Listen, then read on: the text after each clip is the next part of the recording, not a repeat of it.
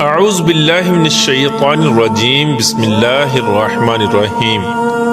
اللہ تبارک و تعالیٰ کے نام سے شروع جو بڑا مہربان اور نہایت رحم کرنے والا ہے۔ ایک ایسی قوم جس پر اللہ تبارک و تعالیٰ نے اپنا دردناک عذاب نازل فرمایا اور اس قوم کے تمام لوگوں کو بندر بنا دیا۔ اس قوم کے لوگ کون سا ایسا گناہ کرتے تھے جس کی وجہ سے اللہ تبارک و تعالیٰ نے ان پر دردناک عذاب نازل فرمایا، اور یہ لوگ بندر بننے کے بعد کتنی دیر زندہ رہے اور پھر ان کو کس قدر دردناک موت آئی۔ جب یہ لوگ بندر بن گئے تو یہ لوگ اپنے عزیز و اقارب کو دیکھ کر ان سے کیا کہتے تھے، اور کیا آج کے دور میں پائے جانے والے بندر اسی قوم کی نسل میں سے ہیں؟ ان تمام تر سوالات کے جوابات قرآن و حدیث کی روشنی میں آج کی اس ویڈیو میں ہم آپ کو بتائیں گے، لہٰذا آپ سے گزارش ہے کہ ہماری اس ویڈیو کو اینڈ تک ضرور دیکھیے گا۔ انسانوں کے بندر بننے کی ابتدا حضرت داؤد علیہ السلام کے دور سے ہوئی۔ اس واقعے کا پس منظر کچھ یوں ہے۔ حضرت داؤد علیہ السلام اور ان کی قوم سمندر کے کنارے ایلا نامی گاؤں میں رہتے تھے، اور ان کی تعداد 70,000 کے قریب تھی۔ یہ قوم بڑی ہی خوشحال تھی اور اللہ تبارک و تعالیٰ کی فرما بردار قوم تھی۔ اس قوم کو اللہ تبارک و تعالیٰ نے بے شمار نعمتوں سے نوازا تھا۔ ہر طرف سرسبز و شاداب باغات اور ہر طرف ہریالی ہی ہریالی تھی، اور اللہ تبارک و تعالیٰ کی بے پناہ کرم نوازی تھی۔ یہ لوگ اپنی اس زندگی میں بہت ہی خوش تھے۔ حضرت داؤد علیہ السلام کی قوم چونکہ سمندر کے کنارے رہتی تھی تو اللہ تبارک و تعالیٰ کا ان پر یہ خاص کرم تھا کہ سمندر کے اس کنارے پر بے پناہ مچھلیاں آتی تھیں جن کا یہ لوگ کاروبار کرتے تھے اور بہت ہی خوشحالی والی زندگی گزارتے تھے۔ جب یہ قوم اللہ تبارک و تعالیٰ کی نعمتوں کی وجہ سے خوشحال ہو گئی تو اللہ تبارک و تعالیٰ کی نافرمانی پر اتر آئی اور طرح طرح کے گناہوں کے اندر مبتلا ہو گئی۔ اور پھر ایک دن اللہ تبارک و تعالیٰ نے اس قوم کا امتحان لینے کا ارادہ کیا اور حضرت داؤد علیہ السلام کو وحی بھیجی کہ اپنی قوم سے کہہ دیں کہ وہ سنیچر کے دن یعنی ہفتے والے دن مچھلی کا شکار کرنا بند کر دیں۔ اس طرح اللہ تبارک و تعالیٰ نے حضرت داؤد علیہ السلام کی قوم پر ہفتے والے دن مچھلیوں کا شکار حرام فرما دیا، اور پھر یہاں سے اس قوم کی بربادی شروع ہو گئی۔ حضرت داؤد علیہ السلام نے اپنی قوم کو بتایا کہ اللہ تبارک و تعالیٰ نے ہفتے والے دن مچھلیوں کے شکار کو حرام قرار دے دیا ہے، تو وہ لوگ بہت ہی زیادہ پریشان ہو گئے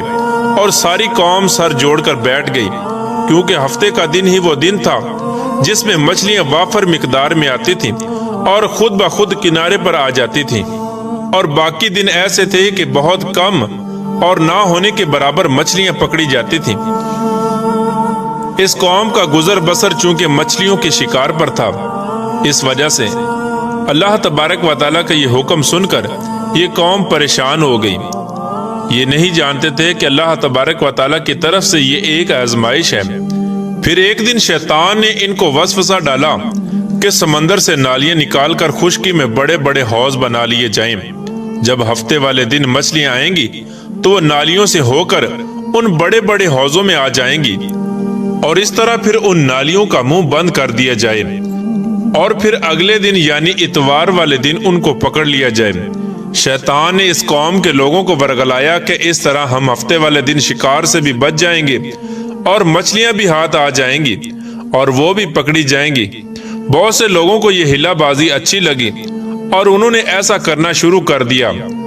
اور سمندر سے چھوٹی چھوٹی نالیاں نکال کر بڑے بڑے حوضوں میں ڈال دیں، جس کے ذریعے وافر مقدار میں مچھلیاں ان حوضوں میں داخل ہو جاتی۔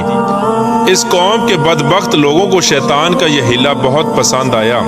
لیکن اس قوم نے یہ نہ سوچا کہ جب مچھلیاں سمندر سے حوض میں آ کر قید ہو گئی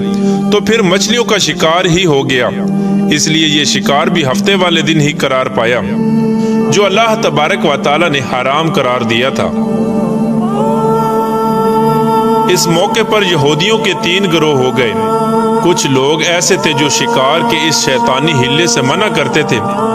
اور ناراض و بیزار ہو کر شکار سے باز رہے، اور کچھ لوگ اس کام کو دل سے برا جان کر خاموش رہے،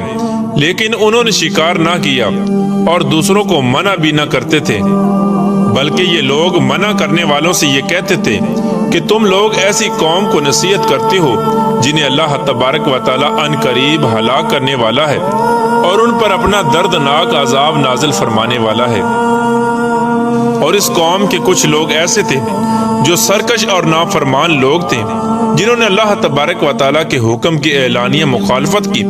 اور شیطان کے ہیلے بازی کو مان کر ہفتے والے دن شکار کرنے لگے۔ یہ لوگ اللہ تبارک و تعالیٰ کے حکم کی کھلا مکھلا مخالفت کرتے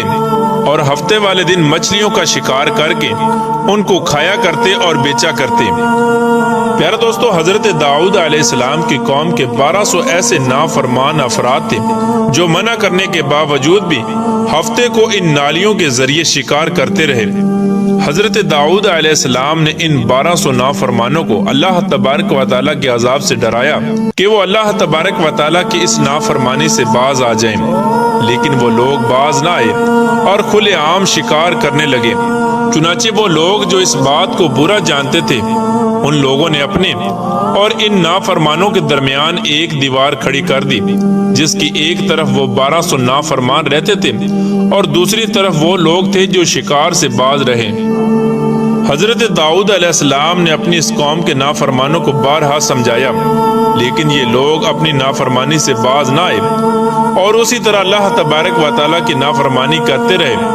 اور شکار کرتے رہے۔ پھر ایک دن حضرت داؤد علیہ السلام نے غضبناک ہو کر شکار کرنے والوں پر لعنت فرما دی۔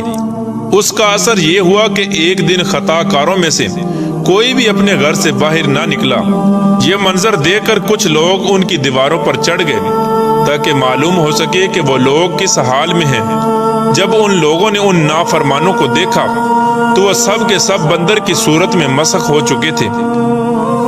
اللہ تبارک و تعالیٰ نے ان کی نافرمانی کی وجہ سے ان پر اپنا دردناک عذاب نازل فرمایا اور ان کو انسانوں سے بندر بنا دیا۔ جب لوگ ان مجرموں کا دروازہ کھول کر ان کے گھر میں داخل ہوئے تو وہ بندر اپنے رشتہ داروں کو پہچانتے تھے اور ان کے پاس آ کر ان کے کپڑوں کو سونگھتے تھے اور زاروں کی تار روتے تھے، لیکن وہ کچھ بول نہ سکتے تھے۔ اللہ تبارک و تعالیٰ کے ان نافرمان بندر بن جانے والے لوگوں کی تعداد 12,000 تھی۔ ان 12,000 لوگوں نے اللہ تبارک و تعالیٰ کی نافرمانی کی